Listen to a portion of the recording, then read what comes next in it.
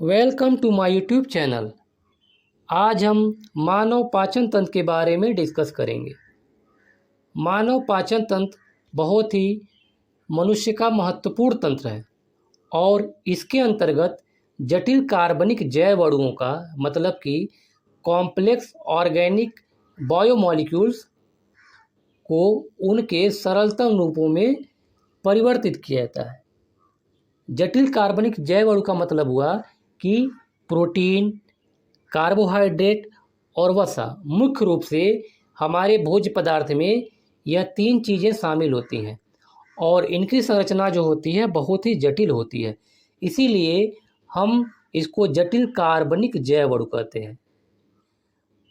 Complex organic biomolecules, इनको क्या किया जाएगा, एंजाइम की सहायता से छोटे छोटे मॉलिक्यूल्स में, छोटे छोटे अणुओं में तोड़ा जाता है एंजाइम की सहायता से। जैसे देखिए, प्रोटीन है, कार्बोहाइड्रेट है, कार्बोहाइड्रेट में पॉलीसैकेराइड यहाँ लिखा हुआ है, और वसा है।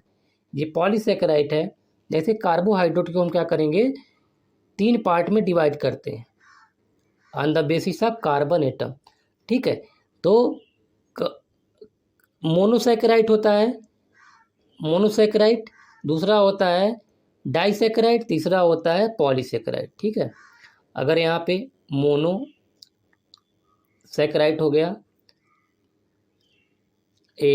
डाइसैकेराइड, डाइसैकेराइड हो गया, तीसरा क्या है, पॉलीसैकेराइड। ये होता है पॉलीसैकेराइड होता है, POLY, पॉलीसैकेराइड। पॉली मतलब होता है मल्टीपल, डाई मतलब होता है दो, मोनो मतलब सिंगल, वन। ओके, तो ये देखिए पॉलीसैकेराइड यहाँ पर दिया गया है और एक कार्बोहाइड्रेट है। तो देखिए प्रोटीन जो है अमीनो एसिड में तोड़ दिया जाता है। अमीनो एसिड जो होता है, चेन ऑफ अमीनो एसिड जो है प्रोटीन कहलाता है। प्रोटीन जो है बहुत सारे अमीनो एसिड का एक श्रृंखला होता है और अमीनो एसिड मिल करके प्रोटीन का निर्माण करते हैं। तो इस प्रोटीन को एंजाइम की सहायता से अमीनो एसिड में, अमीनो अम्ल में तोड़ा जाता है। दूसरा दिया है पॉलीसैकेराइड का, तो पॉलीसैकेराइड का डाइसैकेराइड में, डाइसैकेराइड का फिर मोनोसैकेराइड में। और मोनोसैकेराइड का एग्जाम्पल जो है ग्लूकोज हुआ, फ्रक्टोज हुआ, ये मोनोसैकेराइड है। मोनोसैकेराइड का मतलब हुआ इनका जो फार्मूला होता है C6H12 और O6। ओके, C6H12O6, यह ग्लूकोज और फ्रक्टोज का फार्मूला होता है। तो पॉलीसैकेराइड में बेसिकली स्टार्च आता है। स्टार्च कहाँ पाया जाता है, स्टार्च जो है अनाज में पाया जाता है, जैसे कि चावल, गेहूँ, मक्का, इसमें स्टार्च की अधिक मात्रा पाई जाती है, स्टार्च है। ठीक है, प्रोटीन की बात करें तो प्रोटीन क्या होता है, जितने भी सीडी प्लांट्स होते हैं, बीज वाले पौधे, मटर, चना, मूंगफली, अरहर, उड़द, जितने भी मतलब बीज वाले पौधे होते हैं, इनमें प्रोटीन की बहुतायत मात्रा पाई जाती है। तो प्रोटीन अमीनो एसिड में, पॉलीसैकेराइड, स्टार्च किस में टूटेगा, मोनोसैकेराइड में। Okay, in presence of enzyme. वसा किस में टूटेगा, वसीय अम्ल और ग्लिसरॉल में। वसा का काम क्या है, हमारे शरीर को भार बढ़ाना, वेट गेन। शरीर का वसा भार बढ़ाता है। प्रोटीन क्या करता है, प्रोटीन जो होता है बॉडी बिल्डिंग होता है, मस्कुलर पावर जनरेट करता है, मांसपेशियों को मजबूत बनाता है। तो प्रोटीन क्या होगा, हमारे शरीर को मजबूती प्रदान करता है। और जो कार्बोहाइड्रेट यानी कि मोनोसैकेराइड, डाइसैकेराइड और पॉलीसैकेराइड क्या करता है, हमको इंस्टेंट एनर्जी प्रोवाइड करता है, मतलब कि तुरंत हमको क्या करता है, ऊर्जा देता है। ओके, तो ये तीनों जो हैं, ये तीनों, इनको हम कहते हैं कॉम्प्लेक्स ऑर्गेनिक बायोमॉलिक्यूल्स। देखिए, जटिल कार्बनिक जैव अणुओं को उनके सरलतम रूपों में परिवर्तित करना ही पाचन कहलाता है। Okay, enzyme. एंजाइम क्या होता है, एंजाइम बृहद कार्बनिक जैव अणु होते हैं। इसका मतलब लार्ज ऑर्गेनिक बायोमॉलिक्यूल्स होते हैं। एंजाइम प्रोटीन के बने होते हैं। यह बहुत ही इंपॉर्टेंट लाइन है। एंजाइम जो होते हैं किसके बने होते हैं, प्रोटीन के बने होते हैं। या कभी कभी पूछा जाता है तो ऑप्शन में दिया जाता है एंजाइम्स किसके बने होते हैं, तो अमीनो एसिड के बने होते हैं या प्रोटीन के बने होते हैं। और ये क्या होते हैं, उत्पाद विशेष यानी कि सबस्ट्रेट स्पेसिफिक होते हैं।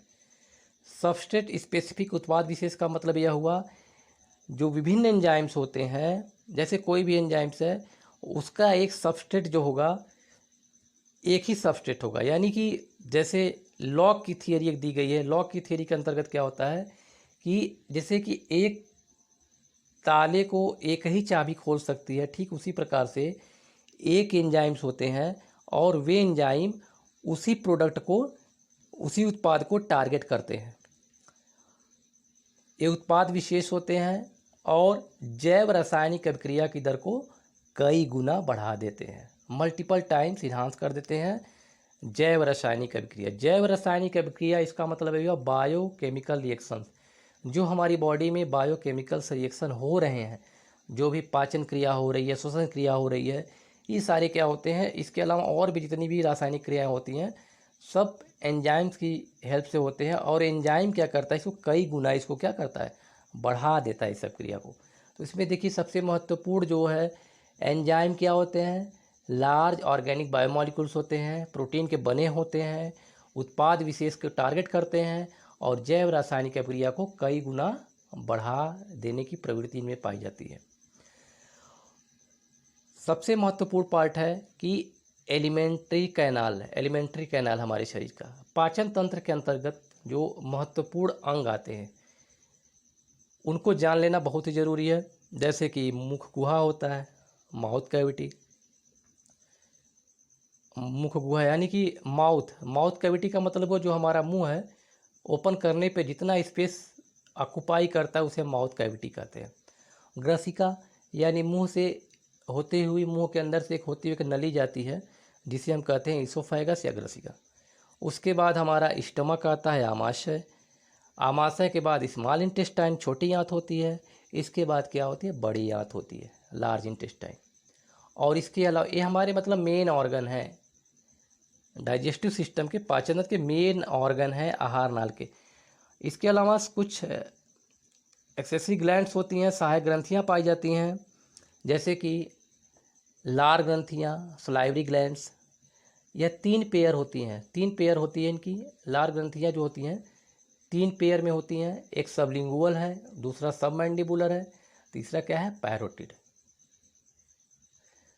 यानी कि 3 प्रकार की लार ग्रंथियां पाई जाती है, पेयर फॉर्म में होती हैं। सबलिंगुअल मतलब, लिंगुअल मतलब होता है कि टंग, लिंगुअल का मतलब होता है टंग होता है। और टंग जो है, जो हमारा टंग का जो बेस है, जहाँ से हमारी मतलब जीभ निकली होती है वहाँ से, जैसे हमारा टंग हो गया और ये मतलब टंग का जो बेस होता है, ये टंग यहाँ पर, तो एक इधर पाई जाती है, एक इधर पाई जाती है, टंग के बेस पर पाई जाती है 2 सबलिंगुअल। सब मैंडिबुलर यानी कि जो मैक्सिलरी टीथ होती है, तो यहाँ पर ये 2 एक एक पाई जाती है। पैरोटिड मतलब हुआ कि आई की जो ऑर्बिट होती है, ऑर्बिट के जस्ट पीछे पाई जाती है पैरोटिड, आई ऑर्बिट आँख के पीछे पाई जाती है। तो ये 3 जोड़ी लार ग्रंथियाँ पाई जाती हैं।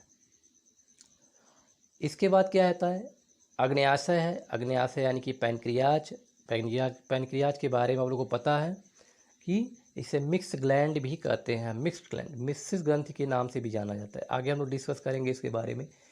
इसके बाद क्या है, गाल ब्लैडर, पित्ताशय। गाल ब्लैडर क्या होता है, लीवर से अटैच होता है और जहाँ पर क्या होता है, पित्त यानी कि जो बिलीरुबिन, बिलीवर्डिन, जो बाइल पिगमेंट्स होते हैं वो जा कर के वहाँ पर पित्ताशय में, गाल ब्लैडर में एकत्रित हो जाते हैं।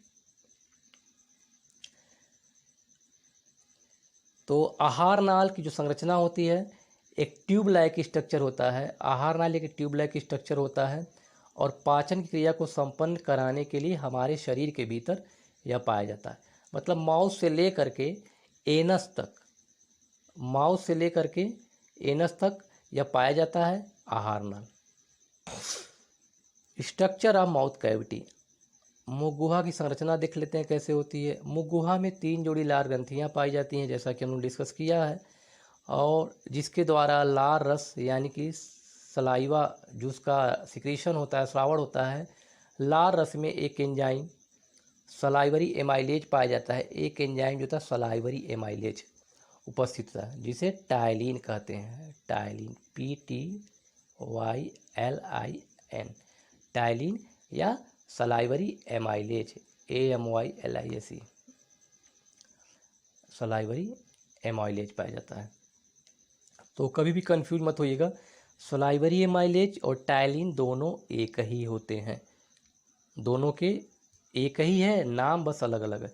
कभी कभी ऑप्शन में क्या होता है, टाइलिन पूछ देगा कि सलाइवरी जो लार द्वारा जो स्रावित एंजाइम्स होते हैं उसका क्या नाम है, तो टाइलिन होगा ऑप्शन में, या सलाइवरी एमाइलेज होगा, जिसे टाइलिन भी कहते हैं। और यह एंजाइम जो होता है स्टार्च के पाचन से संबंधित होता है और स्टार्च को माल्टोज में परिवर्तित कर देता है। स्टार्च क्या है, पॉलीसैकेराइड है। स्टार्च पॉलीसैकेराइड कार्बोहाइड्रेट का एक पार्ट है।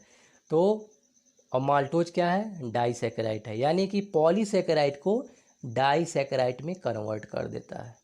इसका मतलब यह हुआ कि जो डाइजेशन प्रोसेस है यानी पाचन की जो क्रिया है यह हमारे माउथ से ही शुरू हो जाती है। जैसे हमने कार्बोहाइड्रेट दिया, carbohydrate such as rice, wheat, चावल, गेहूँ, ये सारे क्या होते हैं, कार्बोहाइड्रेट के अंतर्गत आते हैं और इसमें स्टार्च पाया जाता है। तो जैसे हमने माउथ के अंदर इनको लिया और दांतों से चबाना शुरू किया तो लार रस का श्रावण होता है और लार रस क्या करता है, भोजन में यानी कि जो फूड हमने लिया उसमें मिक्स हो जाता है और मिक्स होकर के क्या करता है, उसको तोड़ने लगता है। तो स्टार्च को माल्टोज में तोड़ देता है। भोजन में उपस्थित स्टार्च की कुल मात्रा का 30% सलाइवरी एमाइलेज द्वारा डाइजेस्ट हो जाता है। मतलब भोजन में जितना भी स्टार्च है उसका 30% जो 30% सलाइवरी एमाइलेज या टाइलिन द्वारा डाइजेस्ट कर दिया जाता है। तो क्वेश्चन पूछा जाता है, बार बार यह क्वेश्चन पूछा गया, कई बार पूछा गया है कि जो कार्बोहाइड्रेट का डाइजेशन कहाँ से शुरू होता है, कार्बोहाइड्रेट का पाचन कहाँ शुरू होता है, तो माउथ से ही शुरू हो जाता है। प्रोटीन का पाचन कहाँ शुरू होता है, तो प्रोटीन का पाचन आमाशय से शुरू होता है। अभी हम लोग इसके बारे में डिस्कस करेंगे। भोजन में उपस्थित स्टार्च की कुल मात्रा के, इस लाइन को याद कर लीजिएगा, भोजन की में उपस्थित स्टार्च की कुल मात्रा का 30% भाग सलाइवरी एमाइलेज या टाइलिन द्वारा डाइजेस्ट कर दिया जाता है।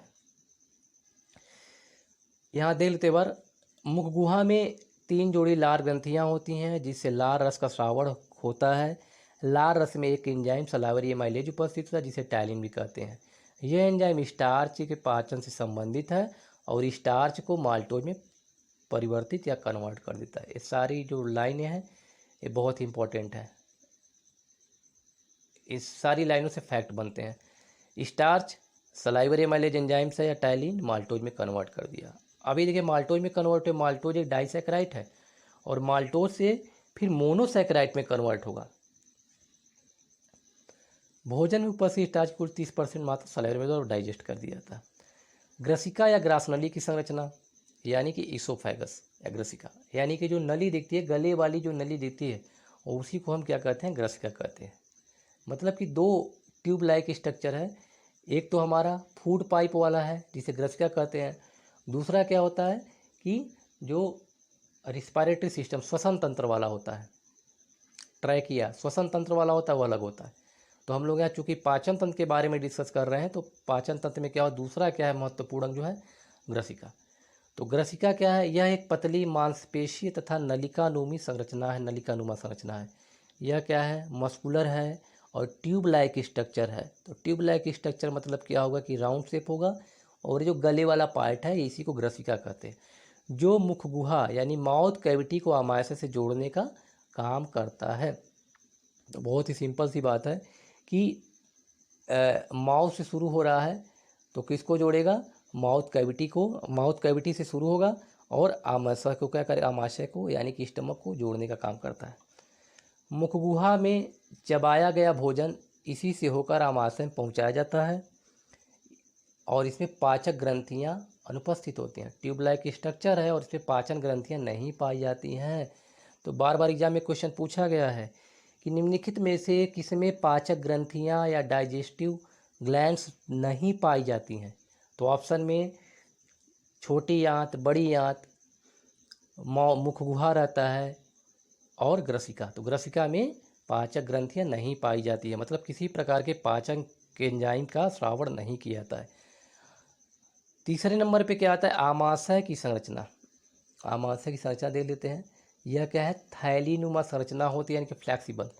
थैलीनुमा का मतलब यह हुआ कि इसमें जा कर के फूड क्या होगा, कुछ देर के लिए स्टोर होता है, उसके बाद एंजाइम द्वारा उसको डाइजेस्ट पचाया जाता है, फिर फूड जो है स्मॉल इंटेस्टाइन में पहुंचता है। देख लेते हैं। इसके 3 पार्ट होते हैं, कार्डिया है, फंडस है और मेन बॉडी। स्टमक में 3 पार्ट होते हैं, कार्डिया, फंडस और मेन बॉडी होती है, मुख्य भाग होता है।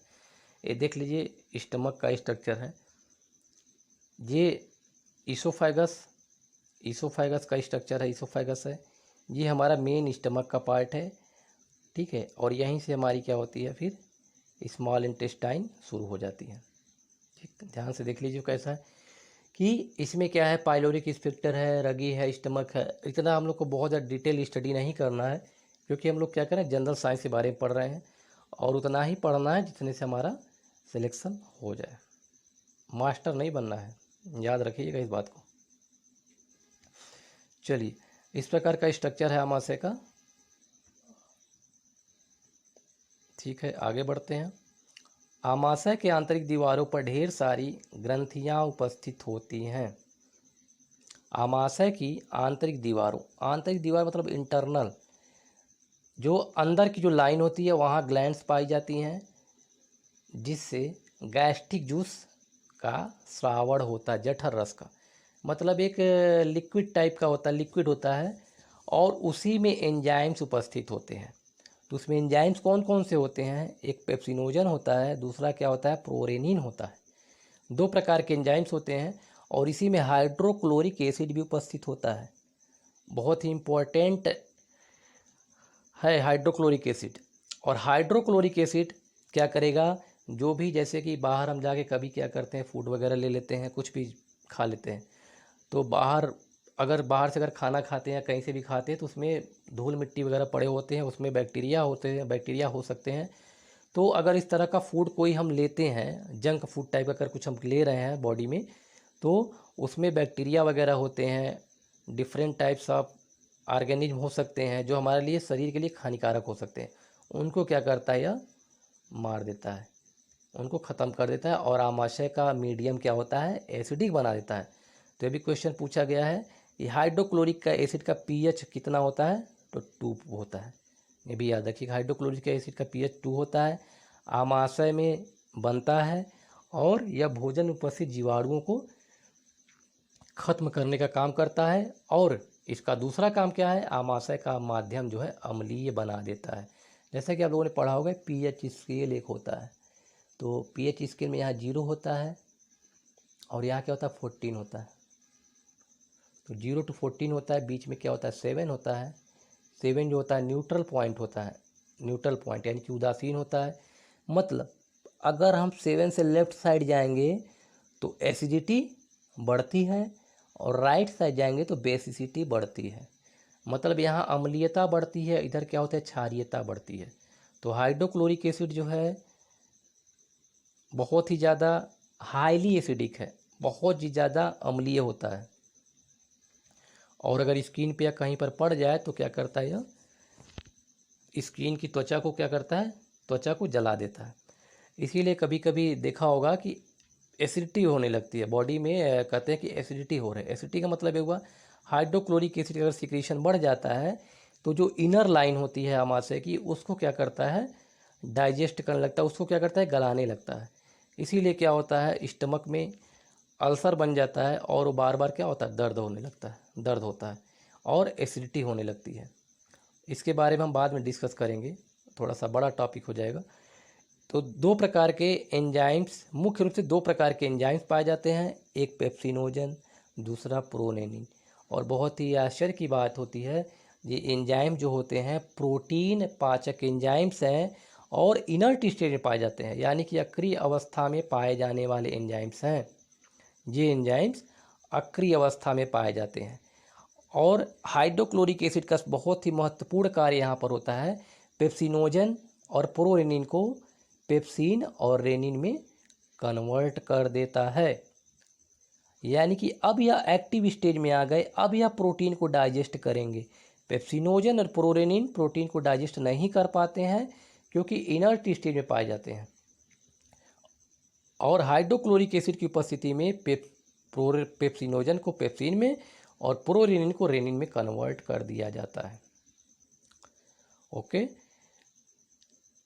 इसके बाद सक्रिय जो यानी कि एक्टिव पेप्सिन और रेनिन के पाचन से प्रोटीन के पाचन संबंधित है, और रेनिन का श्रावण जो होता है सिक्रीशन मात्र 8 वर्ष की अवस्था तक होता है। याद रखिएगा, यह ज़्यादातर क्या होता है बच्चों में पाया जाता है, क्योंकि यह दूध में जो दूध में केसिन उपस्थित होता है, केसिन प्रोटीन होता है, उसके डाइजेशन में उसके पाचन में मदद करता है। याद रख लीजिएगा, इसको हमेशा याद रखिएगा, बार बार क्वेश्चन इसी तरह के पूछे जाते हैं एग्जाम में। 8 वर्ष की अवस्था तक वह कौन सा एंजाइम है जो मानव शरीर में सिर्फ 8 वर्ष की अवस्था तक स्रावित होता है? दैट इज रेनिन, या प्रोरेनिन ऑप्शन में होगा या रेनिन होगा, उसको टिक कर देगा। और यह किसके पाचन में सहायक होता है? दूध के पाचन में। 8 वर्ष तक ही पाया जाता है। ठीक है, चलिए अब एक और पदार्थ होता है म्यूकस, जिसे श्लेष्मा कहते हैं। श्लेष्मा क्या है? मतलब कि चिपचिपा पदार्थ होता है, या कुछ नहीं, चिपचिपा पदार्थ होता है, और आमाशय की जो अंदर वाली इनर लाइनिंग होती है, अंदर वाली दीवार होती है, उसके द्वारा यह स्रावित होता है। अब हम देख लेते हैं छोटी आंत के बारे में डिस्कस करते हैं। जैसा कि लोगों ने पढ़ा, मुख गुहा हो गया, ईसोफेगस ग्रसनी, तीसरे नंबर पे क्या था? स्टमक आमाशय, चौथे नंबर पे क्या है? छोटी आंत, छोटी आंत जिसे क्षुद्रांत या छोटी आंत स्मॉल इंटेस्टाइन कहते हैं। यह बहुत ही पतली होती है, लंबी होती है एवं अत्यधिक कुंडलित होती है।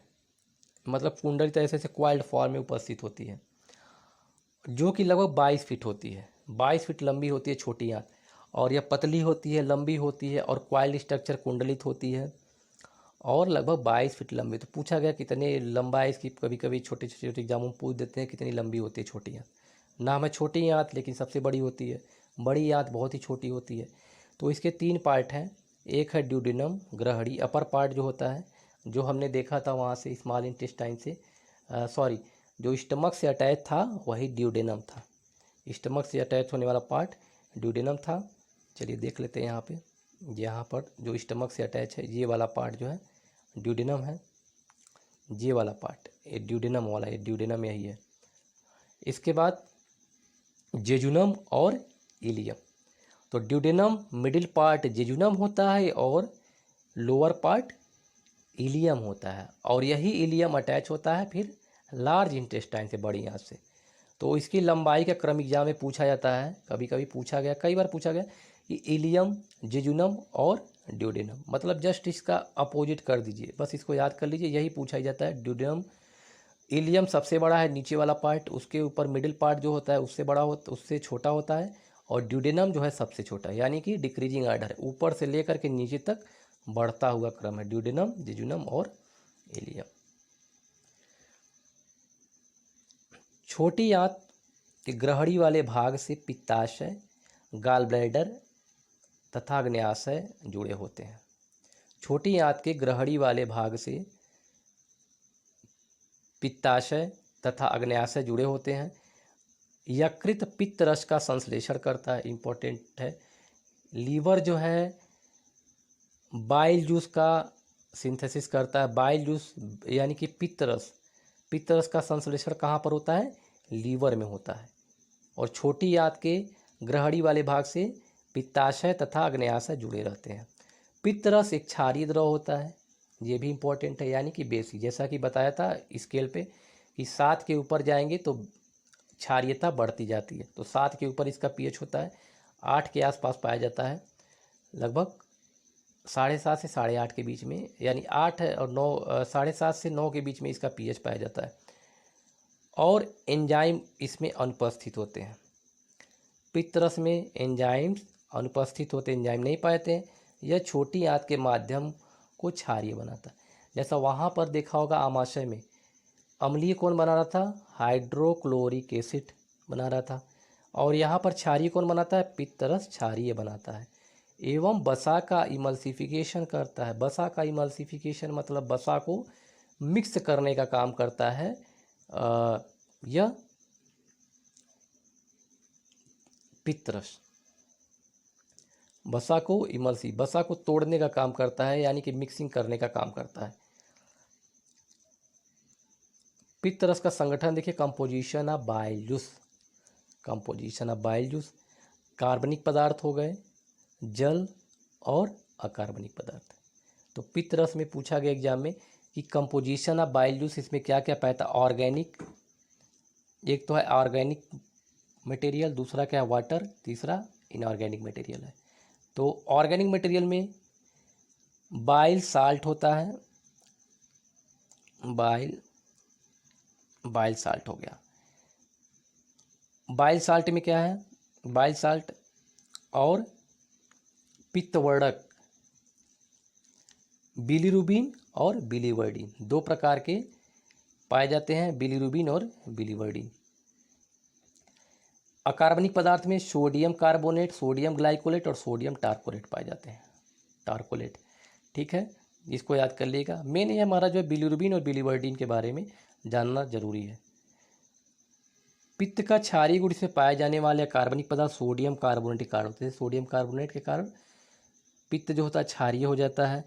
पित्त वर्णक जो होता है बाइल पिगमेंट वर्णक मतलब होता है कलर। बाइल पिगमेंट बिलीरुबिन और बिलीवर्डिन हीमोग्लोबिन के विघटन से बनते हैं। इसको याद कर लीजिएगा कि बिलीरुबिन और बिलीवर्डिन यानी कि बाइल पिगमेंट किससे बनते हैं, तो हीमोग्लोबिन के विघटन से बनते हैं। हीमोग्लोबिन क्या होता है, जब टूट जाता है, जब हीमोग्लोबिन का काम खत्म हो जाता है तो हीमोग्लोबिन यानी कि जैसे कि कहते हैं कि आरबीसी की लाइफ स्पान जो 120 दिन तक होती है, तो उसमें हीमोग्लोबिन पाता है। तो हीमोग्लोबिन क्या होगा, हीम और ग्लोबिन में टूट जाता है। हीम और ग्लोबिन एक प्रकार का क्या होता है, प्रोटीन होता है, और हीम क्या है, आयरन पार्ट है। तो आयरन पार्ट फिर बॉडी में यूटिलाइज कर लिया जाता है और ग्लोबिन पार्ट टूट जाता है, और उसी से क्या होता है, बिलीरुबिन और बिलीवर्डिन पिगमेंट बनते हैं। आगे हम डिस्कस करेंगे इसके बारे में, यहाँ पर बस समझ लीजिए। ये उत्सर्जी पदार्थ हैं और अपचित भोजन के साथ शरीर से बाहर निकाल दिए जाते हैं, और यह अपचित भोजन के साथ बाहर निकाल दिए जाते हैं। तो बिलीरुबिन और बिलीवर्डिन यहाँ पे बहुत ज़्यादा इंपॉर्टेंट है।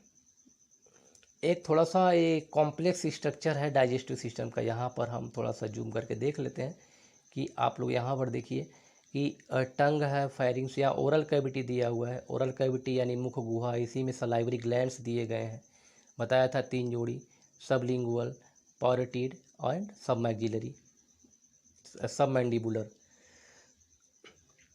इसोफेगस ये नली वाली संरचना है, ग्रसिका। यहाँ पर देखिए ये जो नली वाली संरचना है, यहाँ पर देखिए इसोफेगस हो गया, फिर ये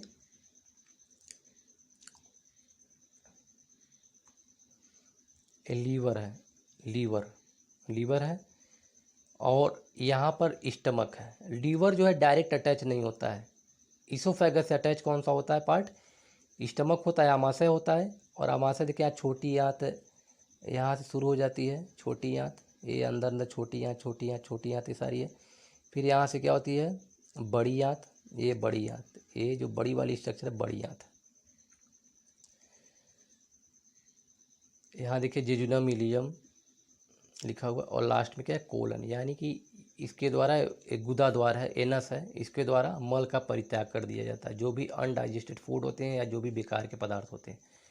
और जो शरीर के लिए उपयोगी होता है उसको हम क्या करता है बॉडी रीएब्जॉर्ब करके ब्लड में मिक्स कर देता है।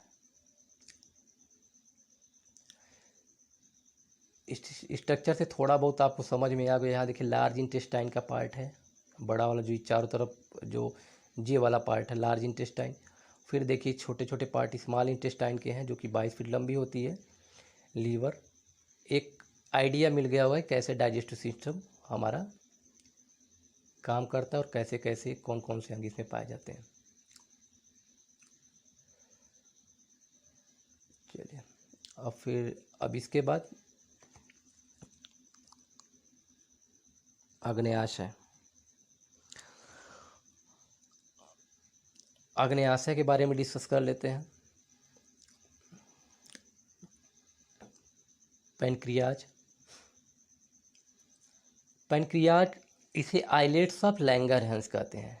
लैंगरहैंस जो है एक साइंटिस्ट का नाम था, इन्होंने इसकी डिस्कवरी की थी, इसीलिए आइलैंड्स ऑफ लैंगरहैंस के नाम से इसको जानते हैं। यह एक मिक्स ग्लैंड्स है, मिश्रित ग्रंथि होती है। मिक्स ग्लैंड का मतलब यह हुआ कि मिश्रित ग्रंथि, मिक्स ग्लैंड मतलब इसमें एंडोक्राइन और एक्सोक्राइन दोनों प्रकार के गुण पाए जाते हैं।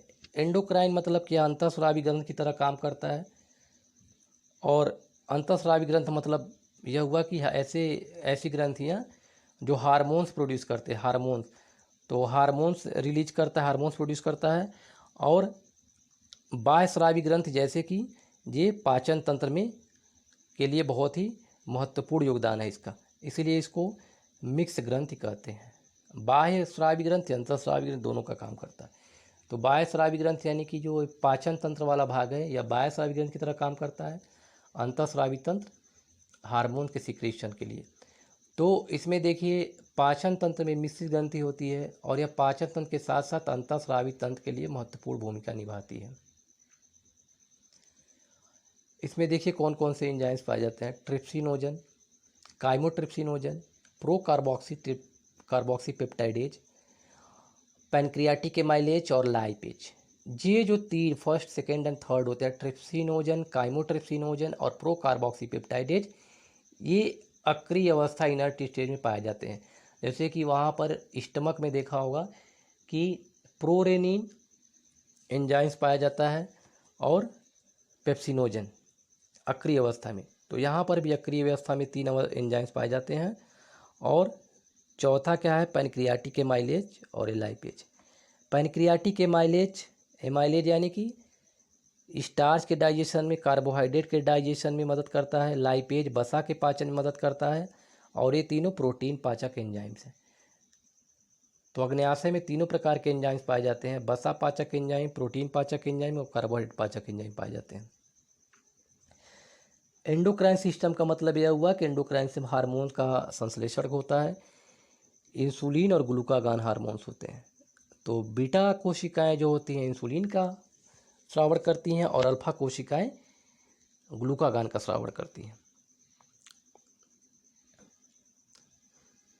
ट्रिप्सिनोजन, ट्रिप्सिनोजन बेसिक मीडियम यहाँ बन जाता है। बेसिक मीडियम क्षारीय माध्यम किसकी वजह से बनता है, किसकी वजह से बनता है, तो बाइल जूस की वजह से बनता है।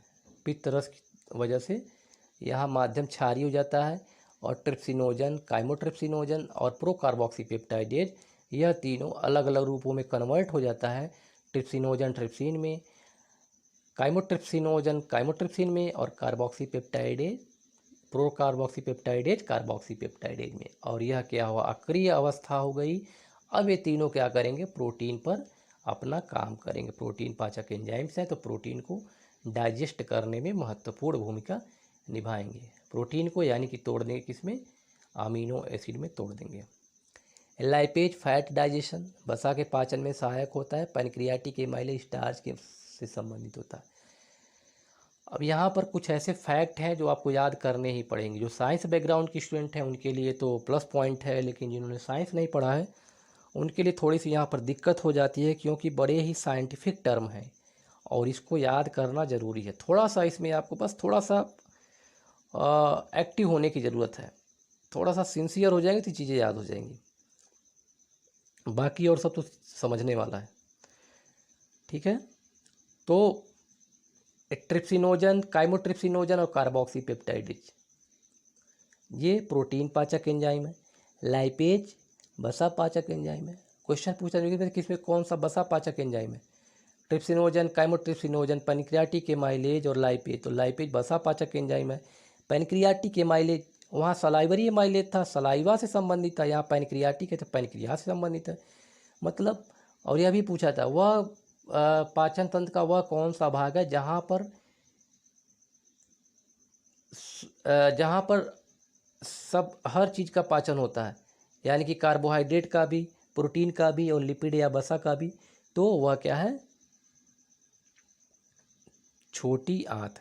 छोटी आंत में पाचन होता है। ठीक है, तो एक चीज़ हमेशा याद रखिएगा, ये हम डिस्कस कर रहे हैं पैनक्रियाज के बारे में। पैनक्रियाज का कार्य है, पैनक्रियाज ये सारे महत्वपूर्ण भूमिका निभाता है। लेकिन ये जो एंजाइम्स हैं पैनक्रियाज में बनते हैं और पैनक्रियाज रिलीज कर देता है छोटी आंत में। तो पाचन कहाँ पर होगा? छोटी आंत में होगा। ठीक है, तो पाचन कहाँ पर होगा? छोटी आंत में होता है। लाइपेज वसा के पाचन से संबंधित है। पैनक्रियाटिक एमाइलेज स्टार्च के पाचन से संबंधित है। यहाँ बड़ी आंत की संरचना, स्ट्रक्चर ऑफ लार्ज इंटेस्टाइन। बड़ी आंतें प्रवेश करता है अपचित भोजन, और बड़ी आंत की दीवारों से में भोजन के कुछ ऐसे साल्ट और वाटर जल अवशोषित कर दिए जाते हैं।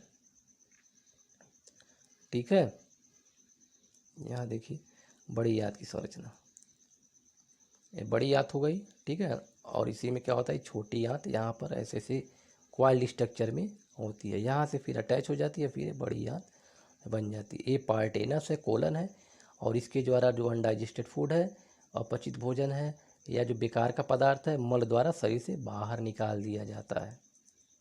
ठीक है, असेंडिंग कोलन, डिसेंडिंग, चलिए इसका कोई मतलब नहीं है, ऐसे क्वेश्चन नहीं पूछे जाते।